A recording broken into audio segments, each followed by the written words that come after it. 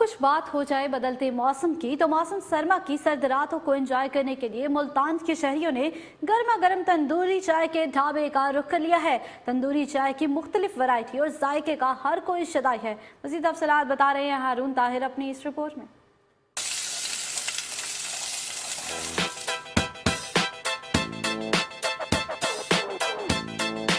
تندوری چائے بنانے کے لیے مٹی کے تندور میں جلتی آگ اور اس کے اندر رکھے مٹی کے پیالے شہریوں کو اپنی طرف متوجہ کرتے ہیں۔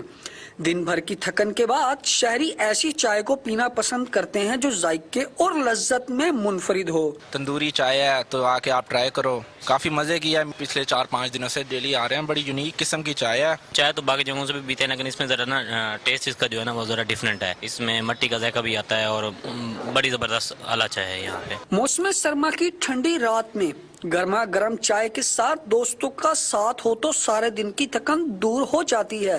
تبھی تو شہری دہکتے تندور میں تیار مٹی کے پیالوں میں زعفرانی چائے سے لطف اندوز ہونے ڈھابے پر پہنچ گئے۔ تندوری چائے ہم نے انٹروڈیوس کروائی ہے اور ملتان میں جیسا کہ آپ جانتے ہیں موسم بھی چینج ہے اور اس نے ایک بڑی ہائپ کریٹ کی ہے۔ ٹرکش ریسیپی ہے جس سے یہ بن رہی ہے، تندوری مٹکا چائے ہے یہ۔ کسٹمرز کا بھی بہت اچھے ہمیں یہاں پہ ریویوز ہمیں ملے ہیں، تو ہماری کوشش ہے کہ ہم مزید اس کو آگے مزید بڑھائیں۔ عام چائے کی نسبت مٹی کے پیالوں میں پیش ہونے والی تندوری چائے اپنے ذائقے کے لحاظ سے ہر کسی کی اولین پسند بن چکی ہے۔ کیمرہ مین محمد خلیل کے ساتھ ہارون طاہر، چینل 5 ملتان۔